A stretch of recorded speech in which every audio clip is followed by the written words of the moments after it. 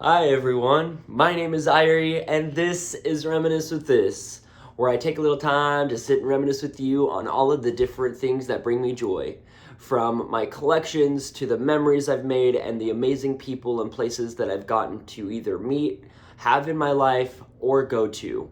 And honestly, I'm really enjoying this. It's great. Not all the time do I share the memories that I'm necessarily reminiscing on.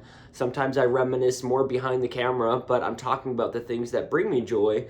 And today is no exception.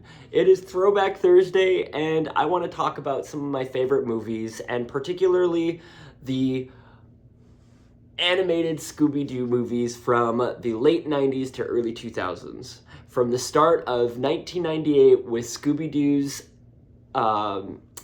Zombie Island, to 1999 of Scooby Doo and the Witch's Ghost, to early 2000 with Scooby Doo and the Alien Invaders, and of course, last but not least, Scooby Doo and Cyber Chase coming out at 2001.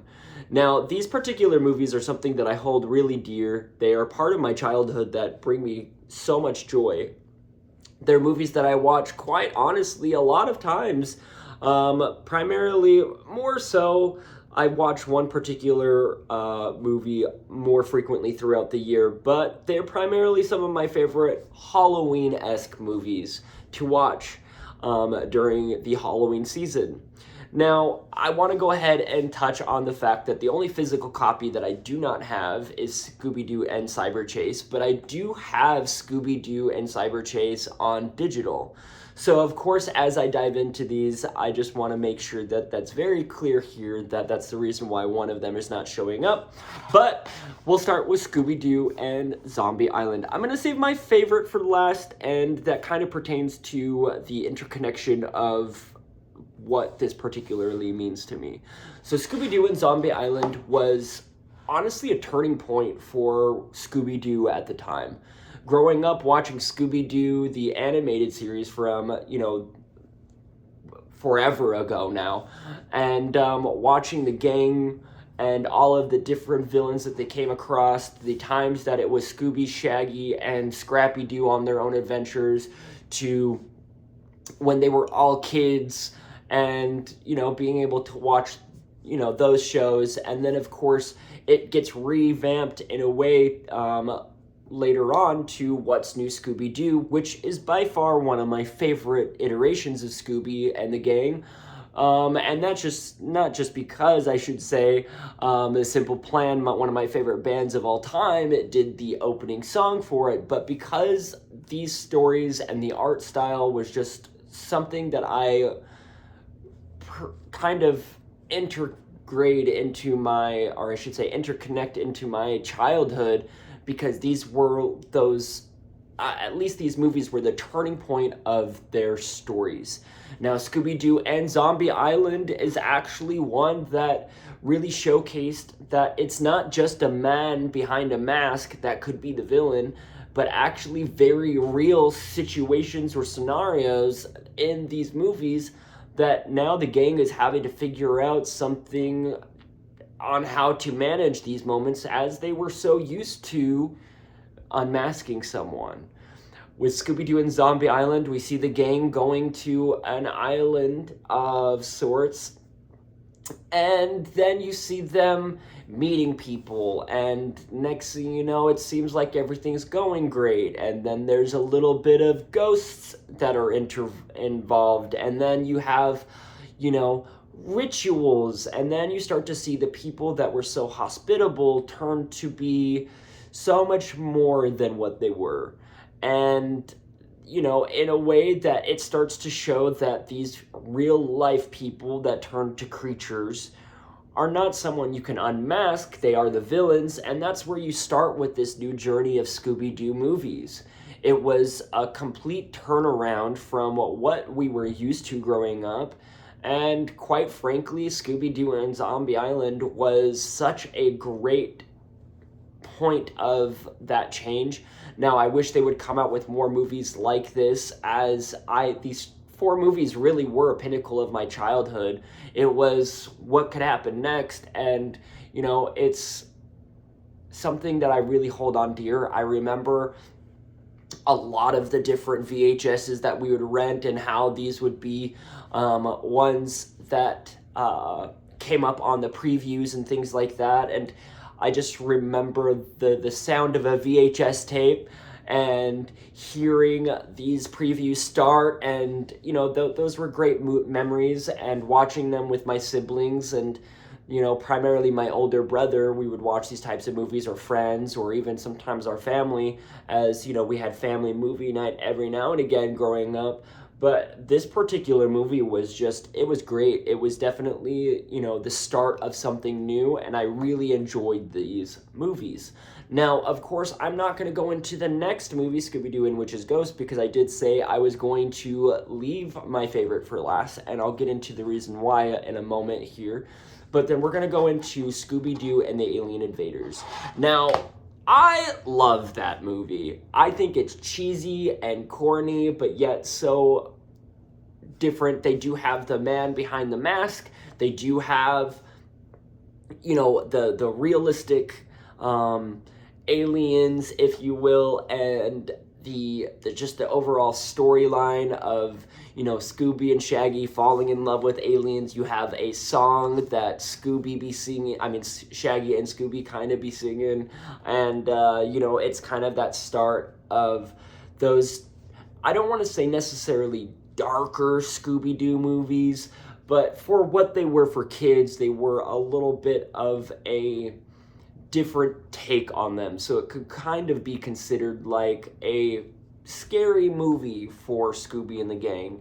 And honestly, the movie was great. I also, these, just like the previews for the Zombie Island and the previews for the next couple, every time I watch these movies, I just go back to that period of time and listening to the VHS tapes that were playing the previews or playing these movies, and the sounds that those VHS made are just so simple to the time and so much more like memory building, and you know, the everything that went into, you know, having to rewind them and taking that time to rewind them, and then, you know, just, it was a simplistic time, you know, having popcorn and snacks that you would get at the, you know, different movie rental places for Blockbuster, Hollywood Video, and the little mom and pop shop kind of like video stores. And how much fun that would be, honestly. We would go to these stores to rent these movies. We would get our snacks. We would have just such a great time running around. Some of these, you know, video stores and stuff like that would have previews of movies. So while our parents were looking for their movies, while we held on to the ones that we already knew we were going to get, they would have TVs playing certain kids movies or whatever that we could sit and watch in front of. And, you know, it was just a lot of fun. And this time period from, you know, the late 90s to the early 2000s was such a simple time, and it's something that I look back on fondly. This particular movie was great. It was, like I said, it was cheesy. You're following the gang and the particular, you know, mystery. If there are aliens, and, you know, you do have a few people under the mask within that, but then you also, like I said, have the real aliens. And truth be told, the real aliens are the good guys, whereas, of course, the people in the masks are the villains, and you get to see a great story built, and I just absolutely loved where they were going with these movies at the time. And like I said, that they were just a point of my childhood that was phenomenal. And then, of course, the second to last of the movie set will be, of course, Scooby-Doo and Cyber Chase. You see Scooby-Doo and the gang in a way with a really very real villain here, but in the cyber world.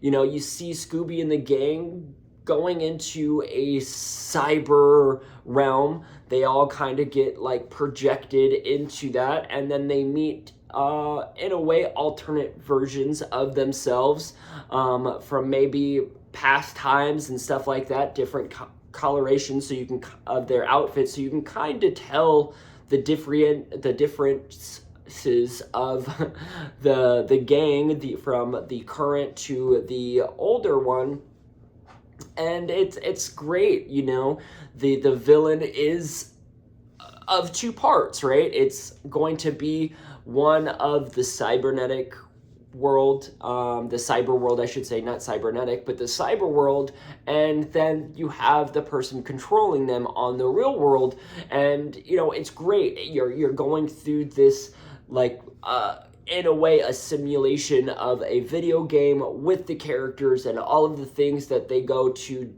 lengths of defeating this villain, and it's great. I absolutely love it. It's these movies are, like I said, they're a different take on what necessarily were the original Scooby series.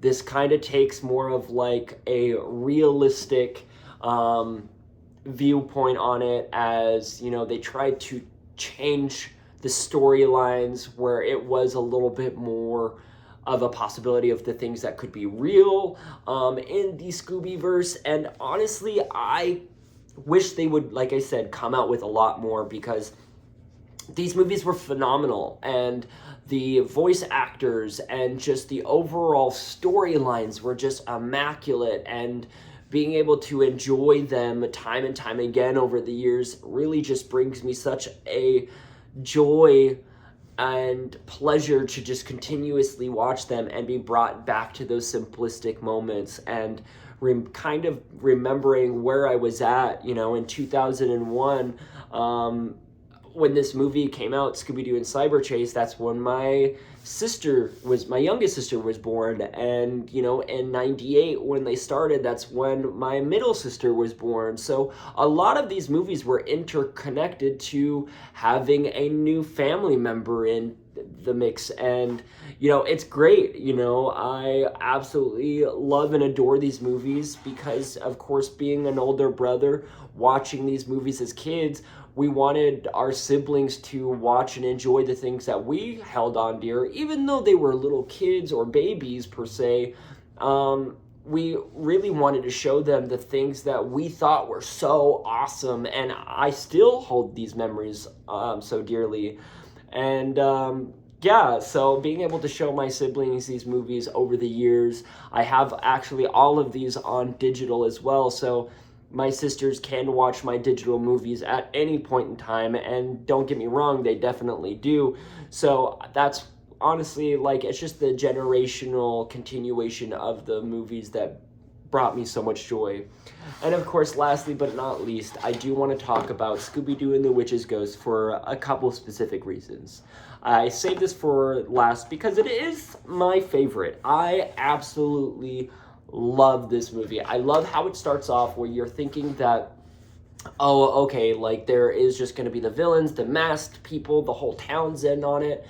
But then it gets deeper than that. Then you see, and this is one reason why I saved this for last, as we just lost Tim Curry, but Tim Curry plays the villain in this movie. Well, one part of the villain in this movie. And honestly, I just love this movie so much.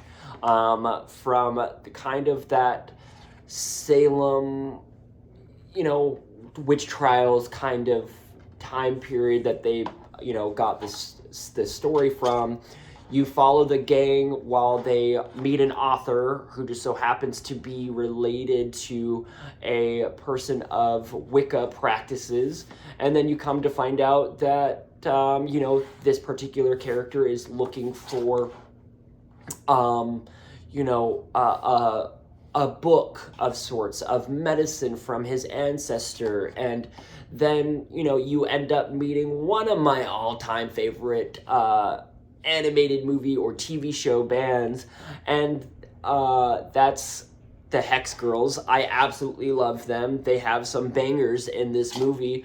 But, you get to meet all of these different things, and then as the movie goes along, then you end up of course, met with the real intentions of the villain and why he wanted this book. It wasn't for medicine practices, it was a spell book, and then he brings his ancestor back from being imprisoned within the spell book, and the journeys that they have to kind of go with finding a way to re-trap this particular witch back into her spell book, and you get little mini concerts and iconic appearances, and you'll probably see me at some point throughout this journey of my YouTube channel watching with my different shirts and things like that, of having the Hex Girls or Scooby-Doo adjacent things, because these moments of these movies really hold something dear for me.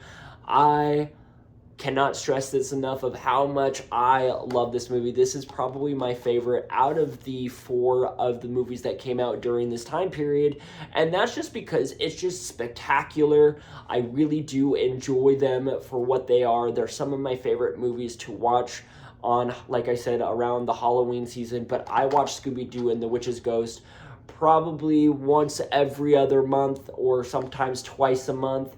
I just love it. It's great. You're just in a place of, like, for me, like all the others, I'm being brought back to my childhood, and I'm being brought back to when these movies came out, and going trick-or-treating as a kid, and, you know, all of the fun, because, you know, of course, during these time periods of, you know, our Halloweens and trick-or-treating, Cartoon Network would play these movies and a lot more of these types of kind of similar type movies around Halloween, and that just brings me back to being back to a point of innocence and running around with family and friends and going door to door collecting candy and just having a great time. And that's what this kind of brings me to. And then, of course, like, it was always my favorite. After trick-or-treating, we would go and get some kind of fast food or whatever may it be, and then go home and watch our movies. And it was just something that always brings me so much joy, and thinking back to that time period. And honestly, it's why Halloween is my favorite holiday. It's because of all of the amazing memories that were made each year, and all of the craziness. And despite a couple crazy Halloweens, one year I had chicken pox, but nonetheless, all of these Halloweens that I have experienced over the years are some of the ones that keep these particular moments that much more special, and why every time I do watch these movies, I'm brought back to a simpler time of raking leaves and jumping into the piles of leaves, and, you know, all of the amazing things that happen around fall, and coming home after school, and there's just so much integrated wonderful memories with these movies, and the moments that they hold for that time period. It's kind of like they're little time capsules for me. Every time I watch a movie from a certain time period, I'm brought back to that moment. I'm brought back to that feeling and the joy, and it's awesome, honestly. And so this particular movie, of course, I really wanted to make sure that I talked about it, because with Tim Curry passing away, I really wanted to be in gratitude for the movie that honestly has always brought me so much joy. And I know there's a lot of other movies for a lot of people out there that Tim Curry was a part of that brings them joy. And don't get me wrong, I love a lot of Tim Curry's movies. There's a couple that they're not necessarily my favorite, but they're amazing nonetheless. This is just the one that really speaks to me on many different levels, as it brings me back to simpler times, and a time where I just was a kid and so innocent and naive, and just the world was so much fun because there was so much to do at, you know, the little mindset that I had. You know, I was a little guy, and you know, being able to do things like running through leaves or crunching on the leaves and stuff like that during the season of Halloween always was something that I reflect back on, and it just brings me so much joy. It was that time period from, the late 90s to early 2000s where my whole family, at one point in time, we all lived so relatively close together in Utah. From my own family, my own parents, my aunts, and then of course my grandparents. We all lived relatively close together, and that just always brings me so much joy thinking back to those moments. And this movie is great. It's iconic. It's, like I said, it's by far one of my favorites simply because of the Hex Girls.